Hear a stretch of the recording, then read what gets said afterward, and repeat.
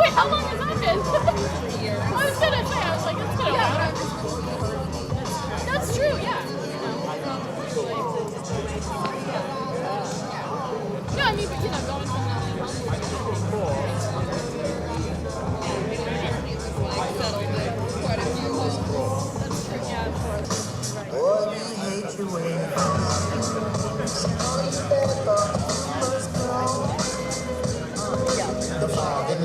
The point is to hang out.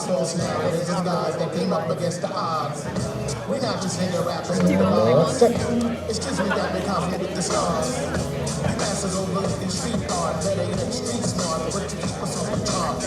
Some of the fucking numbers in these stats, fuck you know about true cop.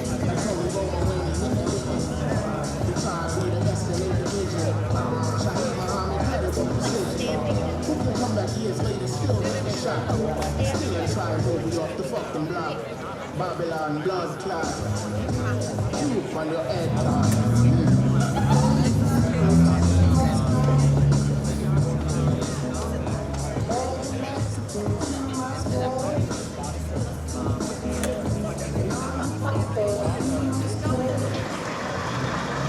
But not that.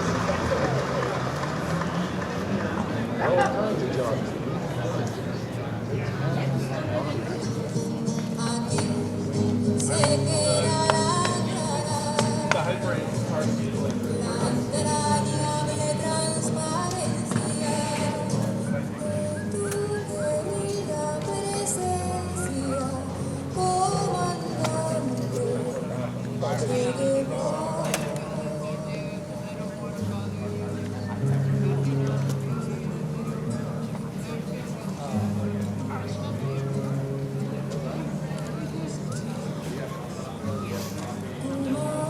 Could I interest you in a sign? I think my hands are good. I don't blame you.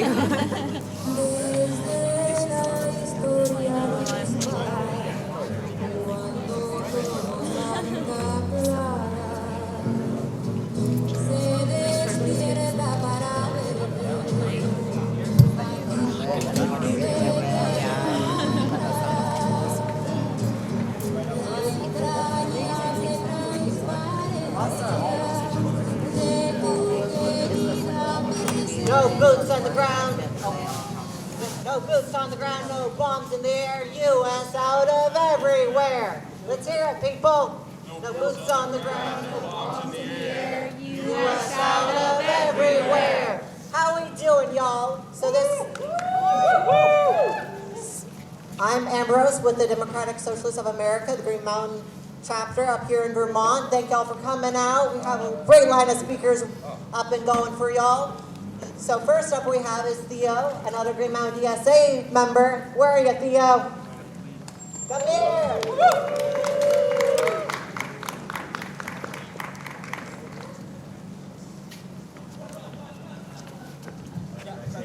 You take it out, absolutely.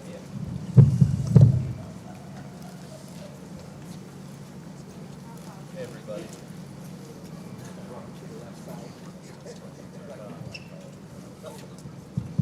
Hello. Hey everybody, I'm Theo Wieland. I've been asked by the Democratic Socialists of America to speak today, DSA. I imagine you're out here because you're outraged. Yet again, billionaires wage another war for profit.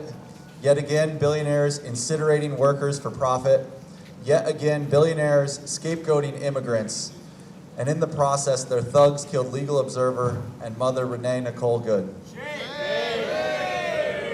Billionaires rampaging like colossal wild hogs, invading Venezuela and invading our cities and towns. And it is no accident or mystery why rents have been and will continue to go up faster than wages. And it is no accident or mystery why the cost of education has been and will continue to go up faster than wages. And it is no accident or mystery why the cost of health insurance has been and will continue to go up faster than wages. It's billionaires, it's capitalism, it's imperialism, the highest stage of capitalism. And like, what's the plan? The courts? The courts won't save us. The billionaires love the courts. Buying judges is easy. The Supreme Court is their favorite court. 9 unelected monarchs that they can wine and dine and take on fun vacations. Congress? Congress won't save us. Congress couldn't even stop the January 6th coup, let alone lock up its planners. The midterms? My whole life I've been told by professional Democrats that the midterms would save us. And each year things get worse and worse. Standards of living continue to decline. The Democratic Party, the billionaires' preferred party, has supported ICE and the strangulation of Venezuela every step of the way. They're only mad that Trump is at the wheel and not them. And they've been unable to stop Trump and Trumpism for a decade.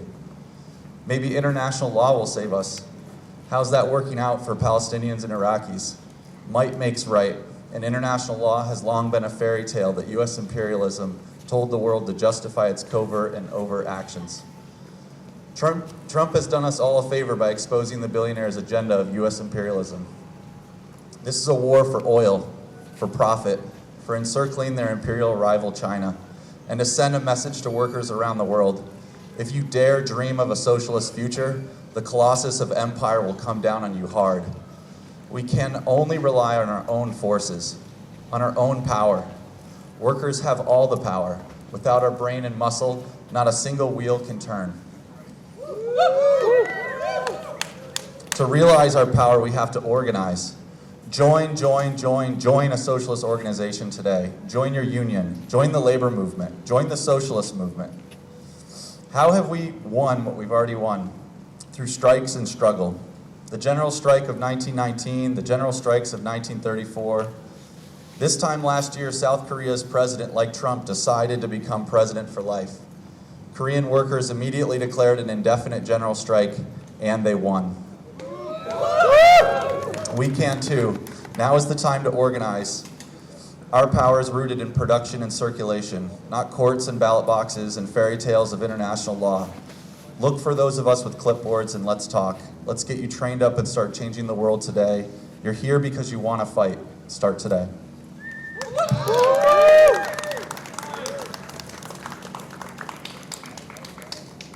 Awesome. We're going to do a little call and response. So I'll say billions for war, but can't feed the poor. Y'all say we're fired up, won't take it no more. Billions for war and can't feed the poor. Fired up, won't take it no more.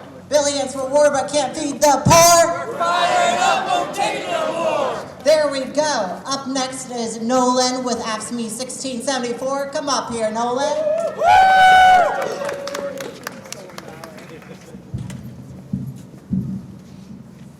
All right. Thank you so much, everyone, for coming out today. These are really scary times that we're living in right now. What we are seeing with the Trump administration is just naked imperial aggression on a global scale. It's happening in Venezuela, it's happening in the Middle East, and we have to be clear that it is also happening right here in the United States. It is the same imperial logic and tyranny that is taking place abroad that is happening right here, which means that we are fighting the same fight right here that Venezuelans are fighting for their own country abroad. We have to then understand that it is up to us to resist the administration here, and that means banding together, understanding that the fight against, that the fight for trans rights, that the fight for immigrants' rights, that the fight for workers' rights are all the same fight. And that is why we have to band together and understand that we all have that same common enemy. I just want to drive home the point that I think Theo was making as well so beautifully, and that is that we also have to recognize where our power lies. It is not at the ballot box, it is in the streets, and it is in the workplace. That's right. The Democrats are not going to save us. Their big critique is about process, right? When they're asked what happened in Venezuela, their critique of Donald Trump is, well, he didn't come to us first, right? As if that would make a difference at all, right? There is nothing substantive about calling out the naked aggression, about calling out the imperialism. That's why we have to recognize that the fight is for ours to take to them. And that means being in the streets and being in your workplace. I want to again echo the call that if you are at a workplace that has a union, join it, get plugged in. If you're at a workplace that doesn't have a union, organize one, because that's the source of our power, is organizing collectively together at the point of production to shut the system down when we need to. The rights and freedoms that we have were not given to us. They were fought for by the generations that came before us, and we're going to have to fight to protect and advance them. So thank you again for coming out today. Solidarity.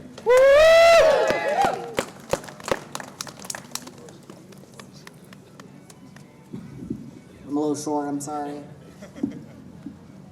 Okay, I want to reiterate the fact that Democrats are not going to save us. This system was built on oppression and imperialism. Nothing within this system is going to save it. The system is working as it has been intended to do, to oppress people, to extract resources from other countries, other areas, and marginalized communities. That is not another nickel, not another dime. Bombing Venezuelans is a crime. Not another nickel, not another dime. Bombing Venezuelans is a crime. Not another nickel, not another dime. Bombing Venezuelans is a crime. Thank you, Matt. Matt is actually will be our next speaker with Vermont School Workers United. Hey friends, I'm Matt Guile, school librarian, member of Vermont School Workers United, and a member of Green Mountain Democratic Socialists of America. The war machine that Trump used to invade Venezuela did not just appear out of nowhere at the start of his term. It was built by labor over decades. And our brave little state is not an innocent bystander. Vermont is part of the U.S. war machine.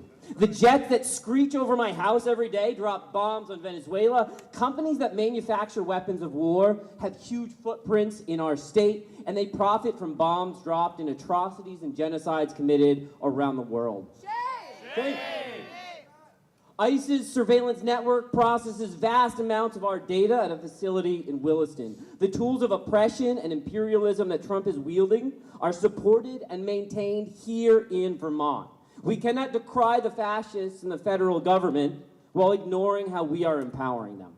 But our brave little state can beat the war machine into plowshares. We can strengthen ourselves while refusing to support Trump's imperial conquest abroad and grotesque authoritarian violence at home. Vermont School Workers United is calling on the Vermont Pension Investment Commission to divest our teachers' pension from all weapons manufacturers.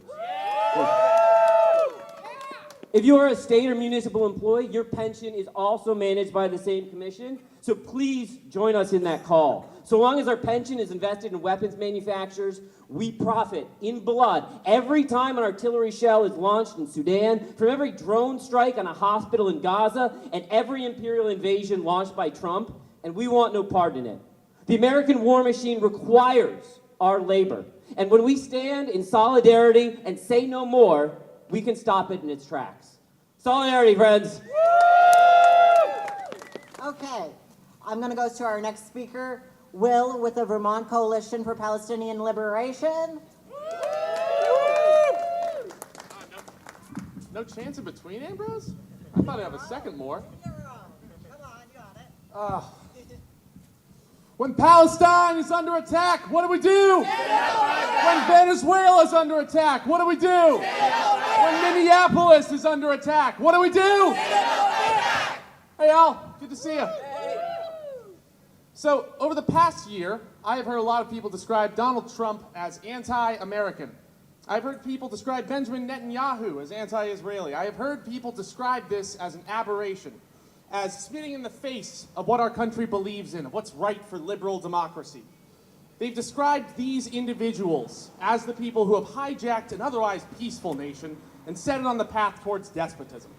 It's easy to rally against a single man. It's easy to rally against Adolf Hitler or Benito Mussolini and excuse the actions that were committed by the millions of German citizens who either stood up and alongside them or stood by and did nothing. That's right. The United States was founded on this. We were founded on the blood of the indigenous and the backs of the enslaved. The United States, ever since the people of Haiti broke their chains and rose up in revolution, has been terrified of the Western Hemisphere being able to challenge its power. This is nothing new. Likewise, the State of Israel was founded on top of the remains of depopulated Palestinian villages. No matter how many claims were made about liberal democracy and peace and individual rights and whatever ideals that we all care about, none of that changes the corpses hidden beneath the dirt. None of that changes the blood that has been shed. Black men and women in this country have been shot dead by the police, by law enforcement, by ICE, by whatever agency you want to pick, for years. Renee Nicole Good is just another victim in a long, long, long list. To claim that we are better than this, that the crimes we recoil from today in horror do not represent this country, is to turn a blind eye to history. It is to retreat to an imagined past, one that never was and never will be. This is what the United States is. This is what we represent. To blame these men is to distance ourselves from reality, from the reality that we are living in the heart of a decaying, dying, fascistic empire. An empire that has spent centuries committing these same crimes in our name for our benefit. If we stand against Donald Trump, we can't do it while we stand with the United States. Donald Trump is the United States. No matter who's in office, no matter what false concessions are promised, we have to stand back and fight against this. Stand up and fight against this. We must fight not because it's the right thing to do, but because we do not have a right to do otherwise. We owe it to the people of the world to stop this bloody machine of empire, to throw ourselves in the gears if it means slowing it down even somewhat. We owe it to ourselves to abandon any comfortable dreams that we have of some ability to go back to the past. We are never, ever going back to 2016. We are never, ever going to go back to before.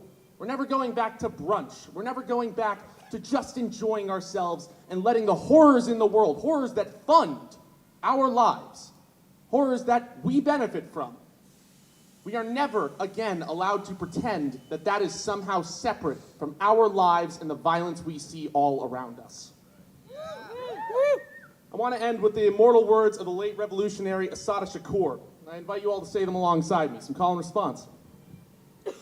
It is our duty to fight for our freedom. It is our duty to fight for our freedom. It is our duty to win. It is our duty to win. We must love and support one another. We must love and support one another. And we have nothing to lose but our chains. And we have nothing to lose but our chains. One more. It is our duty to fight for our freedom. It is our duty to fight for our It is our duty to win. It is our duty to win. We must love and support one another. We must love and support one another. We have nothing to lose but our chains. We have nothing to lose but Thank our you. chains. You got mad at me for not having a call and response thing, but had your own at the end anyway. Okay. So I'm going to do two chants for y'all today in between this little interval. U.S. Army, KKK, IDF, they're all the same. U.S. Army, KKK, IDF, they're all the same. U.S. Army, KKK, IDF, they're all the same. Oh my goodness, I'm so sorry. Okay, there we go. We know what we're fighting for, not another endless war. We know what we're fighting for, not another endless war. Next up, our speaker will be another DSAer who is also an elected official, our Merrick Broderick for City Council Ward 8. He's running for re-election, and he has been a proud Democratic Socialist for years now. Merrick, where are you? Where are you? Thank you. Will kind of made a lot of the points that I was planning on making, but I just wanted to reiterate that what we are seeing now in whether it's in Venezuela, whether it's in the Middle East, whether it's home here in the streets of Burlington, it is not new. When the liberal tells you that this is something that is what we are seeing now from the Trump administration and the United States war machine is something that's beyond the pale and something that we just haven't seen before. That's just bullshit. We know this. The people who have fought before us at home and abroad know this. This is all part of the same machine, and it is the imperialism, the capitalist plundering of the third world. None of this is new. It has happened before. It is happening right now. And as long as the capitalist remains at the seat of power in the United States and in the rest of the world, it will continue to happen, and it will not end. It will only cease when all of us, as workers, as people, come together, and not just organize, but resist. It's great that we can all come together seemingly every other day at this point and continue to put on blast what we are all seeing with our eyes. And it is another thing for us to use our collective power to resist this shit. So, as the other speakers have said before, and other speakers will say more eloquently than me after, get organized, get a plan, work together, and just resist. And I guess just my point being that despite saying that we've seen this before, we're seeing this now, and we will see it in the future if we don't resist. Despite all of that, I know everyone here knows that a better world is possible. It is on us to make it happen, and that's just what we got to do. So, thank you. Resist and persist. Resist and persist. Resist and persist. Resist and persist. Thank you, Merrick. And a couple of things I want to quickly just reiterate is the war machine has not been stopped because this is what it's been doing. Democrats, as said, their issues with Trump's aggressions toward Venezuela is the fact that Trump didn't ask for approval. Not that he's killing innocent Venezuelans, not that he's waging war for oil. He just wants the damn resources, the oil. Who has the resources that make the capitalists rich? Who has the resources to feed the billionaires' agendas? Not the working class. This is an attack on labor, attack on working class. We have the rights. No, we don't. We have the responsibility and the obligation to fight against the system. We need to fund people's needs, not the war machine. Fund people's needs, not the war machine. Fund people's needs, not the war machine. Fund people's needs, not the war machine. Next speaker is Damien with the Party of Socialism and Liberation. I say dare to struggle, you say dare to win. Dare to struggle! Dare to win! Dare to struggle! Dare to win! Dare to struggle! Dare to win! All right. My name is Damien. I'm with the Party for Socialism. Thank you, DSA, for having us all out here together today. It is reassuring for us to join the hundreds of cities that have demonstrated this last week since our country bombed Venezuela and kidnapped a foreign leader. And it is reassuring to join the third world who have been victims of U.S. aggression for over a century now. And to join the people of Venezuela in Caracas and Valencia. Right now, the people are shouting, "Yanks out!" On Wednesday, when Trump's domestic ICE army killed our sister, Renee Nicole Good, I think it reminded us all that we're fighting one fight. The billionaires who run this country, not the working people, are dropping the bombs and terrorizing the world abroad, and then they open fire on us at home when we fight back and destroy our lives if we don't. The entire international community is focused on condemning U.S. imperialism right now, and they need us in the belly of the beast to do our part.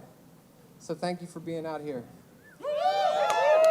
Our role from within the United States is to continue to grow a mass movement in opposition to the empire's plans, to counter disinformation campaigns, and to abolish ICE and defeat its foreign policy, and to shift the correlation of forces so that revolutionaries of the global south have the space to chart their own course, free of threats and coercion. We could talk about the Trump administration's lies about Maduro and how the liberal and conservative U.S. media has spread its propaganda. In particular, it's important that we're all on the same page here, that their lies about narco-terrorism are not convincing us. We are standing here on Church Street where our kids and siblings and neighbors are fighting opiate addiction, and we're taking care of each other, reversing each other's overdoses, and already this year, dying, assisted cruelly by skyrocketing rent prices, record second home ownership, and unaffordable housing. And it's really convenient for the billionaires to take how we're feeling about that and say, yeah, it's the fault of Latinos far away. It's the fault of an unaccountable dictator. Except that dictator is the Sackler family. And all of Big Pharma who profited and still profits off Vermonters' deaths. But we shouldn't over-focus on the lies and get bogged down in speculative, super academic hot take analysis here. This war, this unjust attack on another country is not about Maduro or some conspiracy of Vice President Delcy Rodriguez to take control of the country. This is about oil. It's about the U.S. reasserting the Monroe Doctrine, calling Latin America its backyard. It's about the U.S. dropping bombs around the world, killing people to display its impunity. The pressure of our resistance works, and I mean this. When Trump said that the U.S. was going to run the country, we were all probably too shocked to laugh. But that's one joke if I've heard one. If you're struggling with your health care right now, you'll know that the Trump administration can't even run this country. There's not a single person I know unharmed by the policies of this administration. And even with its vast resources, the ruling class isn't prepared to spend its resources on a prolonged war or to illegally attempt to administrate another country. And they are terrified of the Bolivarian people power that runs strong in Venezuela. Including supporters and opponents of Maduro alike, they are unified in resisting U.S. imperialism. The international community is unified in saying that the U.S. has no right to have any say on who runs Venezuela. That is only for the people of Venezuela to decide. And if we are unified here today that the revolution is not a person, it is a social process and a mass phenomenon. President Maduro is in a prison cell in New York, but the Bolivarian Project remains in the streets of Caracas. And we remain in the streets right here to demand, brick by brick, wall by wall, this racist system has to fall. Brick by brick, wall by wall, this racist system has to fall. We can go again one more time. Brick by brick, wall by wall, this racist system has to fall. Thank you all.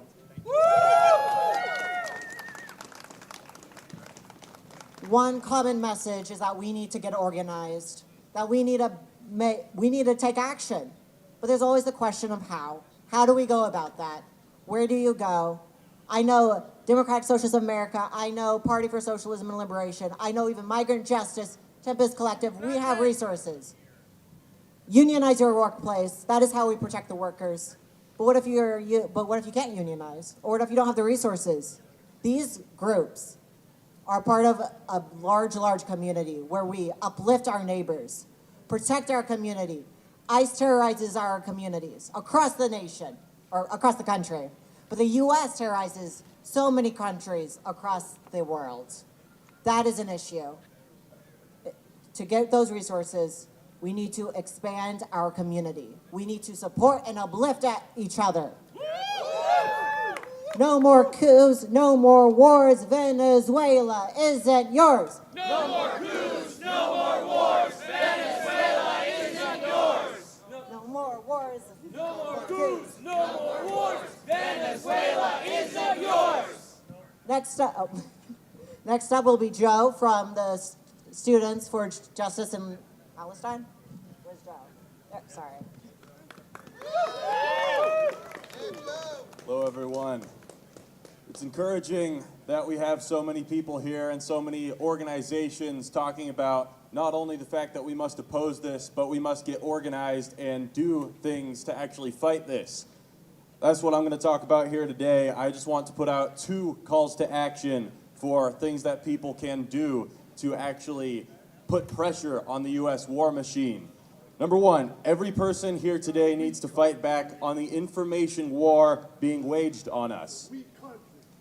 Right now, there are millions of people in the streets of Venezuela mobilizing in defense of their country. They are demanding their sovereignty and making it clear that they will fight against the U.S. war machine from every level of society. They are demanding the immediate return of Nicolas Maduro and hands off Venezuela's oil. The U.S. government knows that the people of the world reject its warmongering, but they also know that they need to manufacture consent for their war crimes. So they're trying to hide the fact that all of Venezuela is mobilized against the war. Millions of Venezuelans in the street. Instead, the U.S. state and corporate media is choosing to push a narrative that Venezuelans actually support us bombing their country.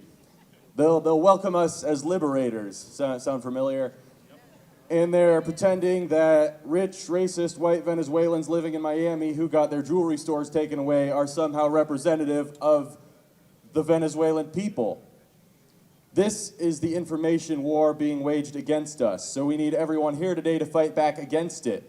We all need to be on social media, sharing Venezuelan voices from the ground, videos of the working people of Venezuela in the streets. We need to be sharing information about the carnage that the U.S. inflicted on Venezuela last week, that they killed over 100 people. We need to play a role in fighting the imperialist narrative and disrupt their ability to convince our communities, to convince the people of the U.S. to, at the very least, look away. We need to make it clear that this is not justifiable under any circumstances, under any narrative, and we need to make it clear that we will all play a role in standing up and saying, we do not support our country bombing other countries. Number 2, we need to bring pressure on the actual physical logistics of the war machine in Vermont. Vermont is a hotbed of the military-industrial complex. This state plays a disproportionate role in U.S. imperialism, from the genocide in Gaza to ICE terrorizing our immigrant communities to the United States bombing countries around the world. There are weapons manufacturers in our backyard. There's a General Dynamics building just north of here. The F-35s, just a few miles from here, were deployed to the Caribbean as a part of the buildup to invade Venezuela. We have an opportunity. All of us here today as individuals and organizations need to be doing research on these logistics, the companies that are involved in manufacturing weaponry components, the banks that finance them, the pensions that are invested in them, as an earlier speaker mentioned, the gears that make this war machine turn. We need to make sure that every Vermonter knows that these ghouls are in our state, and we need to bring Vermont into campaigns against them. Thank you. No boots on the ground, no bombs in the air. U.S. out of everywhere. No boots on the bombs, no oh boy. U.S. out of everywhere. No boots on the ground, no bombs in the air. U.S. out of everywhere. No boots on the ground, no bombs in the air. U.S. out of everywhere. Thank you. I was actually going to do that chant right after you, so thank you. Thank you, Joe. Okay, let's do not another nickel, not another dime. Bombing Venezuelans is a crime.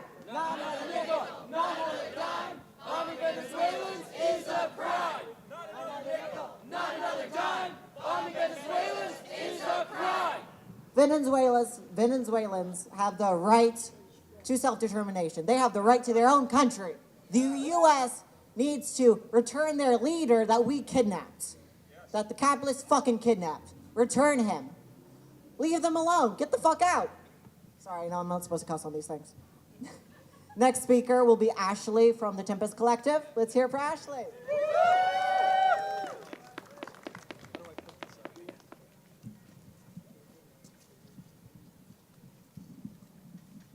Thanks, everybody, for turning out. We are at a turning point in U.S. and global history. The Trump administration committed 2 atrocities last week. Just in 1 week, it carried out a coup against an elected leader of Venezuela, kidnapped him and his wife, and smuggled them to a jail in New York City. The second crime the Trump administration committed through its ICE Gestapo was the murder of Renee Good in Minneapolis. These are not disconnected events. They are tied together in the authoritarian nationalist project of the Trump administration, which is empire abroad and class war and oppression at home. He has announced in his new national security strategy a new Monroe Doctrine to declare that the entire Western Hemisphere is the exclusive political, economic, and military zone of the United States. He has promised to exclude Washington's rivals, China and Russia, and turn the entire Western Hemisphere into an area of plunder for the U.S. government and its corporations. Unlike the liberal Democrats, Trump is deadly honest. The mask is off. He said it's a war for oil. What goes for Venezuela goes for Greenland, goes for Cuba, goes for Colombia, goes for the entire Western Hemisphere. That's his project abroad. At home, his project is class war. Tax cuts for the rich, deregulation for corporations, the shredding of our social safety net, and scapegoating to divide and conquer all the resistance. Going after immigrants, going after trans, going after women, going after people of color, and in particular going after migrants. That's their divide and conquer strategy. That is behind the deployment of ICE on the streets of this country. That led directly to ICE's murder of Renee Good in Minneapolis. This will not deliver peace through strength.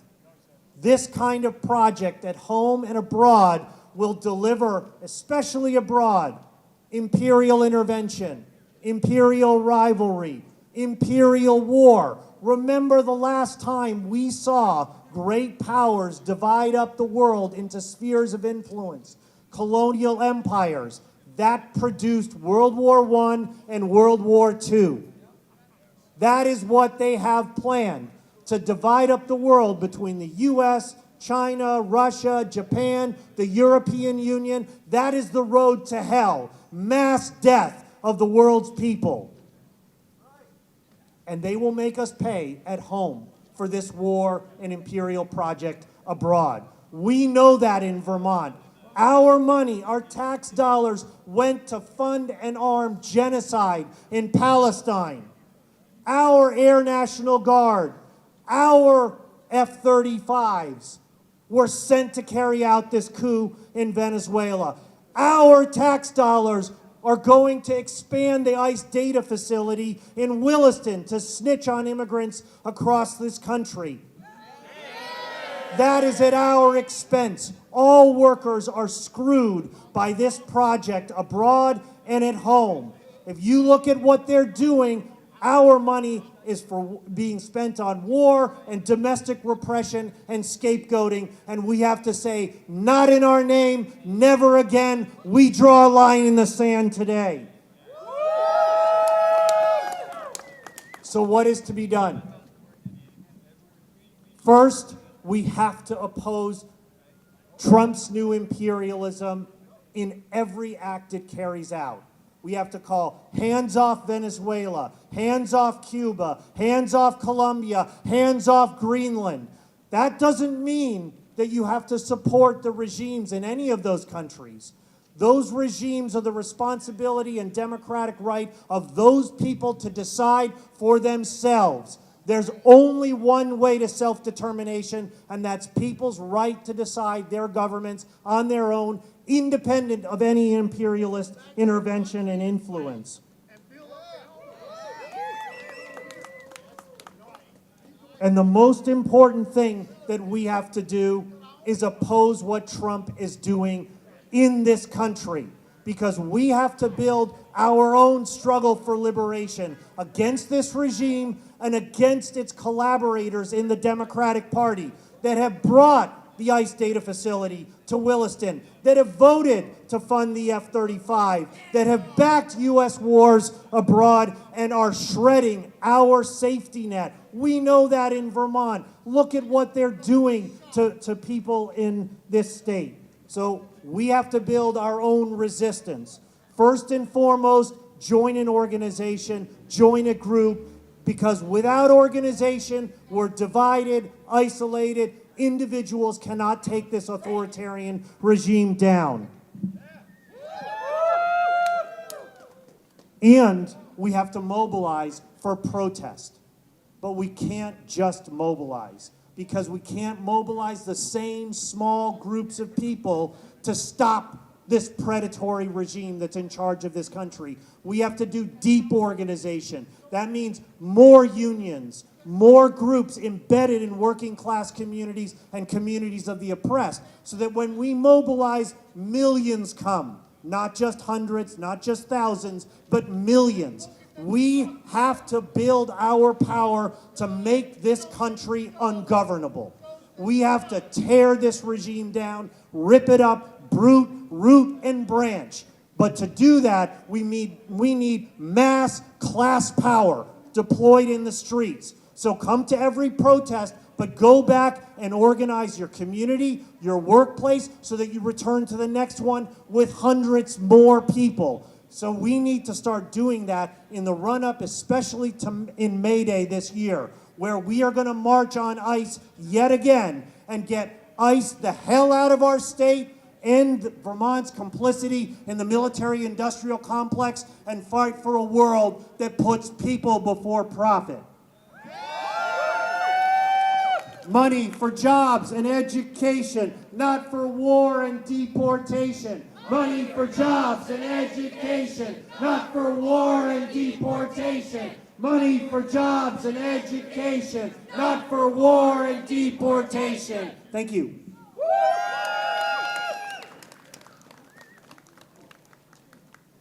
The speakers keep stealing the chants I was going to use, like right after them. That's 2 in a row. Okay. So one thing is the war machine of the U.S. That money is going into overseas, not to the American people. I can't afford health care on my own. My parents don't let me use their health care for certain things. It is what it is, but I can't afford basic health care on my own. The U.S., so many Americans are unable to afford education, health care. We don't have the resources in America. This war isn't for Americans. It is for the billionaires, for the capitalist agenda. So I'm going to actually do the same one that Ashley did. Money for jobs and education, not for war and occupation. Not for war and deportation. Money for jobs and education, not for war and deportation. Next up is Ben from the Black Cap Workers United. They're currently on strike. Come up here, Ben. Give me 1 sec. How's everybody doing? I'm Ben from Black Cap Workers United. We've been on strike for the past month after the unlawful shutdown of our store.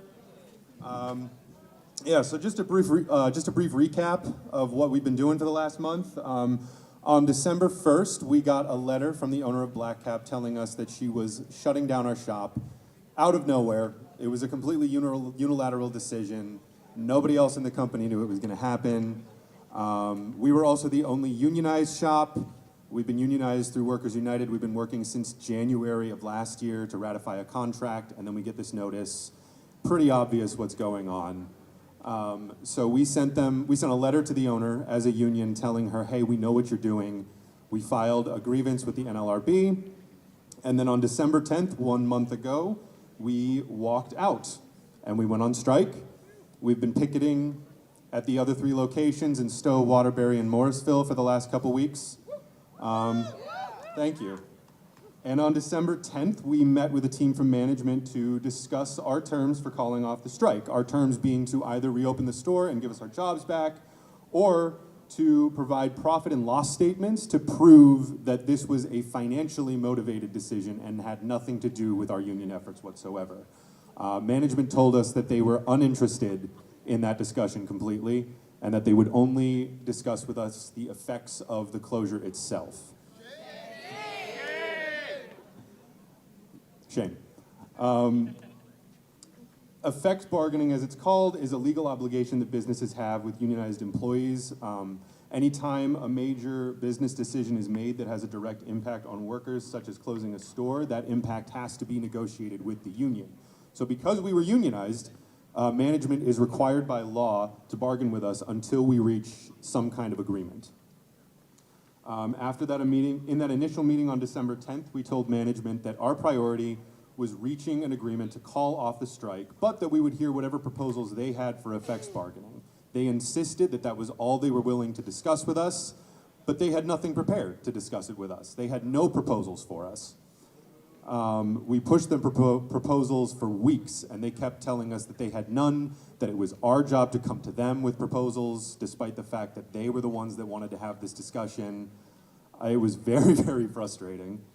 And after a couple weeks, it became clear that they were not going to send us any proposals.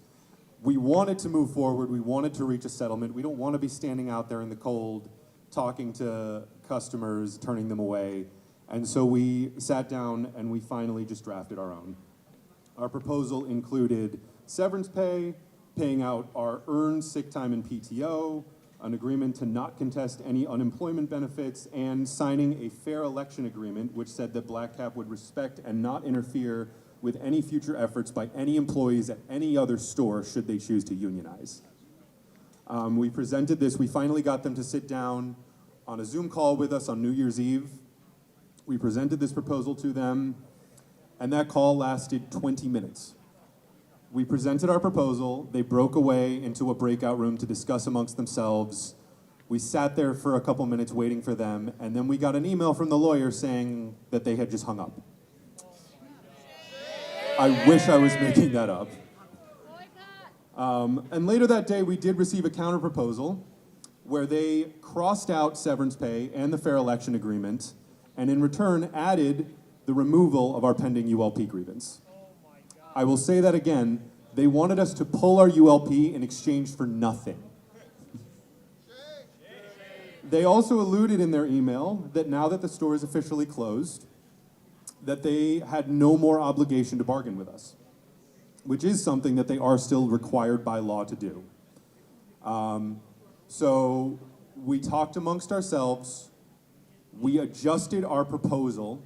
We filed another ULP for failure to bargain, and we chose to make one more attempt to reach a settlement with them. We sent them one more proposal. We lowered the amount of severance pay we asked for and added a couple other things that we thought would appease some of their demands. We made some significant movements. We asked them to do the same, to consider our proposal sincerely. It has now been a week and a half, and we've still not heard anything from them.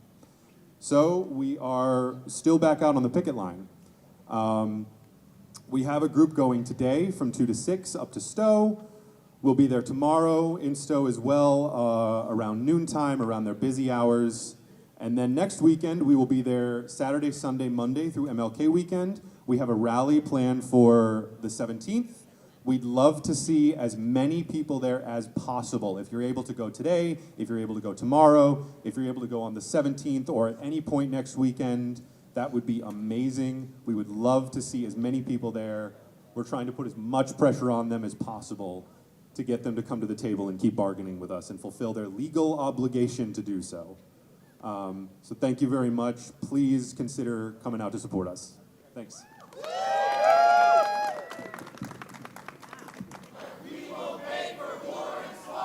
Not another penny, not another dollar. We won't pay for war and slaughter. Not another penny, not another dollar. We won't pay for war and slaughter.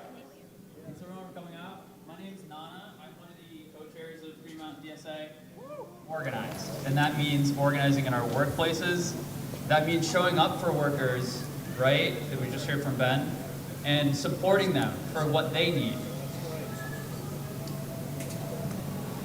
We know, obviously, that this war is not going to solve our problems, right? This is blatantly stealing resources for the rich to make people more rich. But we have to battle that. We have to battle ICE in our streets, who have shown us recently that they're very openly not working for anybody but the Trump regime, but for the rich. They're going to attack migrants, they're going to attack people born in America, and we have to fight back, right? And so as we've heard, May Day this year, we're taking the fight against ICE, right? We are fighting back against ICE. We're saying ICE out of Vermont, abolish ICE, and we have to be looking forward to the future. ICE is renting their spaces here, right? We need to take an approach where we are fighting against ICE and we're demanding that they can no longer be here in this state. So I want everyone here to talk with each other, talk with some of the people that have spoken, and learn how you can get involved and how we can fight back. Thank you.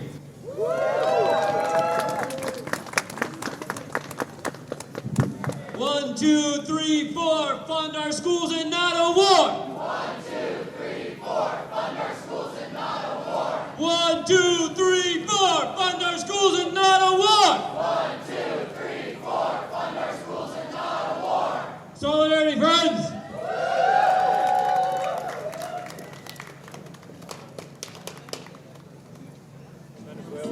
Some events you already got. Yeah, cool. Anybody look to the next steps? We got some upcoming events. Talking about general strike, talking about Venezuela.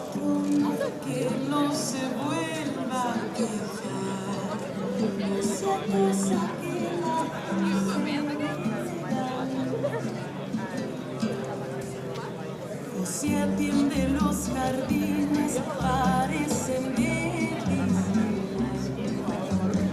maneja una troca vieja sin la licencia.